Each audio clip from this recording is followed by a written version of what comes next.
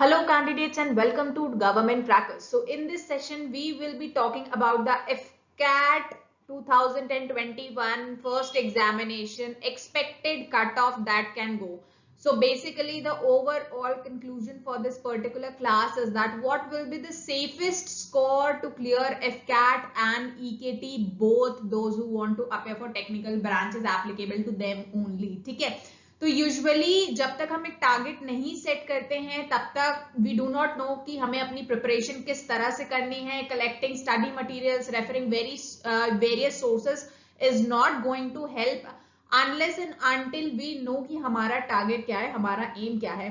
सो अगर हमें शॉर्ट अपना एग्जामिनेशन क्लियर करना है, so we will be having one particular expected cut off and accordingly if we know okay हमें XYZ score करना है तो उसके लिए हमें इतने क्वेश्चंस अटेम्प्ट करने हैं. वो क्वेश्चंस किस पर्टिकुलर सेक्शन से होंगे, ये मेरे स्ट्रॉन्ग पॉइंट्स हैं, this is my weak point, accordingly हम सेग्रीगेट करेंगे. ठीक है, तो इन सब पे बात होने वाली है. साथ ही उन सेक्शंस में क्या क्या इंपॉर्टेंट टॉपिक्स है, क्या हमें कवर करना है लास्ट 30 डेज में, वो हम देखेंगे. इसके अलावा क्या करना चाहिए आपको, क्या नहीं करना चाहिए, एंड कुछ एनालिसिस करेंगे प्रीवियस ईयर कट ऑफ्स का भी. ठीक है, before we proceed, you all can, although struggling for the study material for FCAT examination and also CDS examination, can avail it from www.governmentcrackers.com.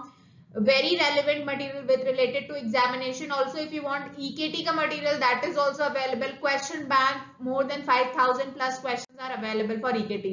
Apart from that, SSB courses for various branches is also available at a very dynamic prices. This includes your video package, ebooks and practice material which no other organizations actually gives. ठीक है, so you get enough material to practice, and apart from that personal suggestions is always there. Now analyzing the previous year cutoffs.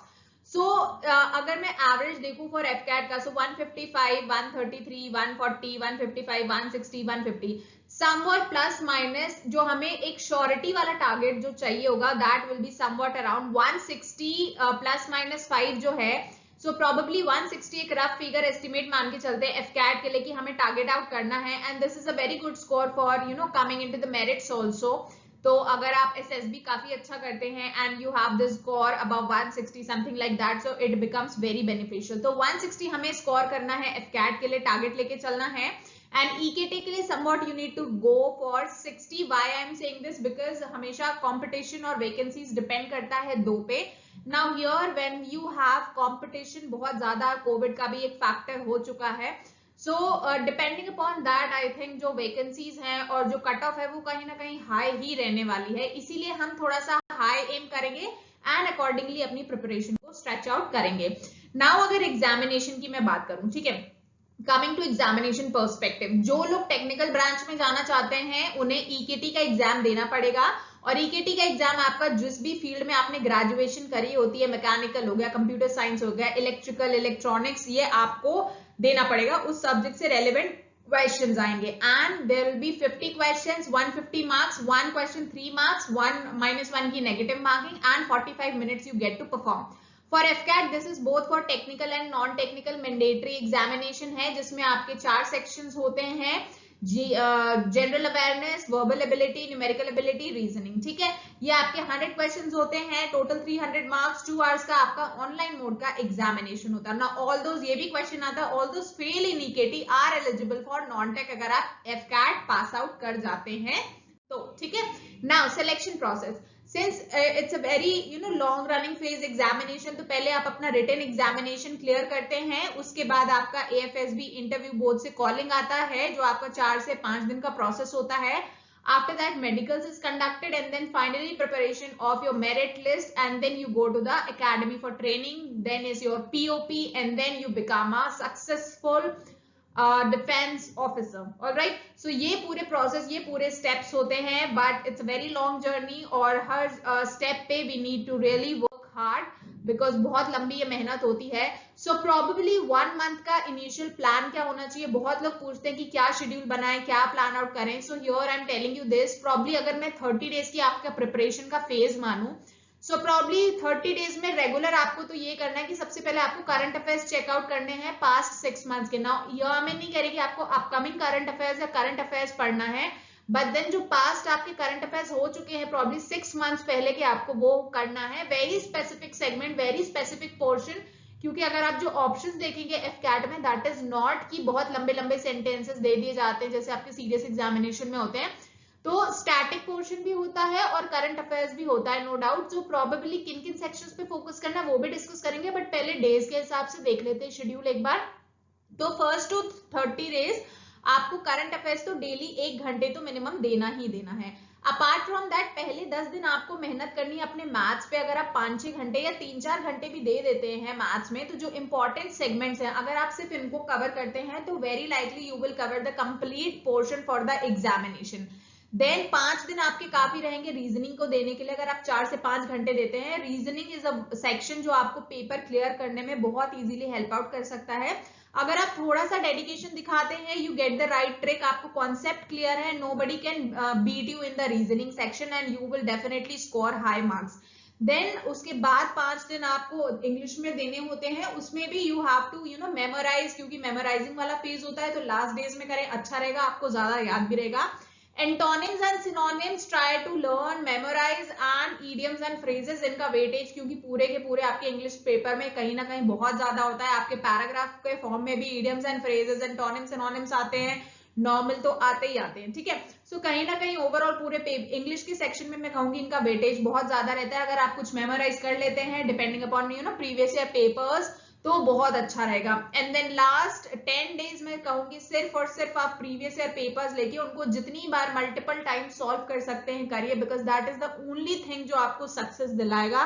Apart from that अगर आप सिर्फ पढ़ते जाएंगे सो इसमें आपको success नहीं मिलेगी। So the only thing is that कि मटेरियल कलेक्ट करना, सोर्सेस वेरियस सोर्सेस से इंफॉर्मेशन इकट्ठा करना एंड देन उसको इम्प्लीमेंट ना करना, ये ज्यादा प्रॉब्लम हो जाती है।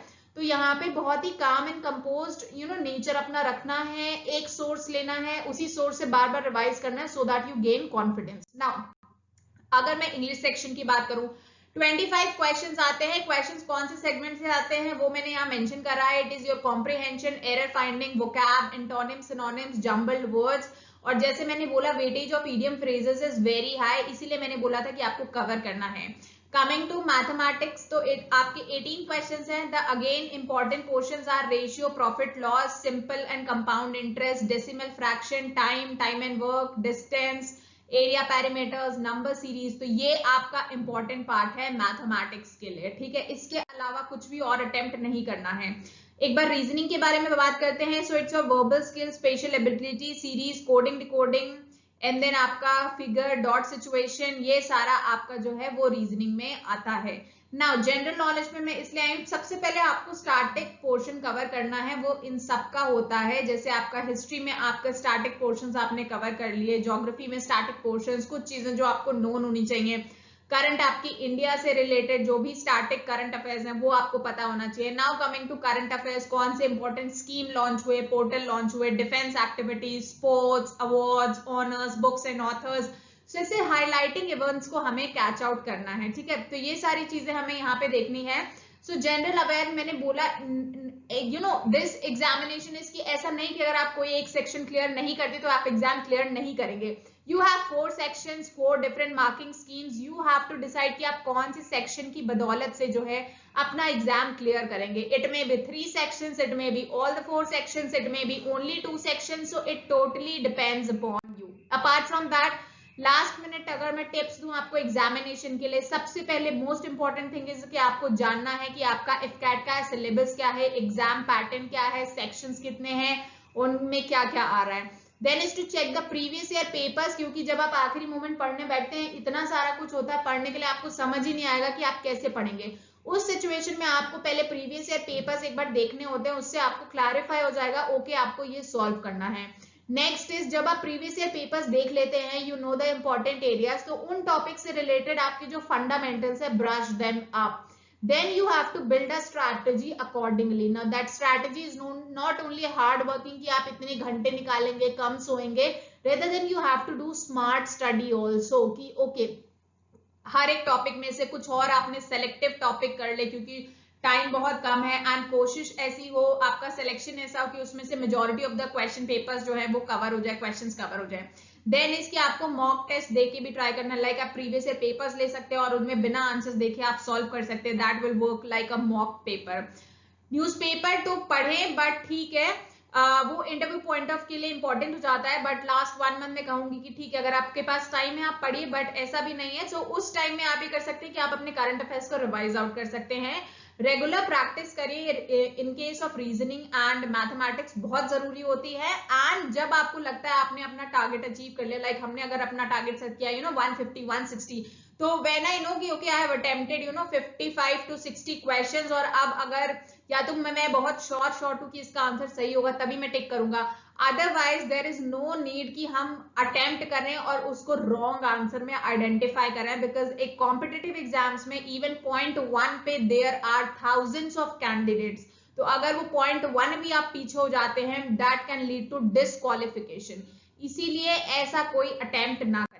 Lastly, I would say I have released various strategies for FCAT. I have released, preparation strategies, toppers, tricks, a lot of videos, lot of important sections, syllabus, each and everything you will find related to FCAT examination on the YouTube channel of Government Crackers. And for any other stuff, just visit to www.governmentcrackers.com. You will find everything in a compiled and a very good short crisp form specifically for the examination point of view, only on governmentcrackers.com. all right, any suggestions, anything you want to know, you can drop a message on the website. There is a discussion forum also, and you can reach us out on various social media platforms. You can join us on Telegram for all the notifications and updates, and definitely subscribe to the YouTube channel so that you can get such notifications and updates released by us. So I'll see you in the next session where I'll be coming up with the compilation of the most important topics last 30 days for the FCAT examination. Till then, Jai Hind and best of luck. May you all get the uniform soon. Jai Hind.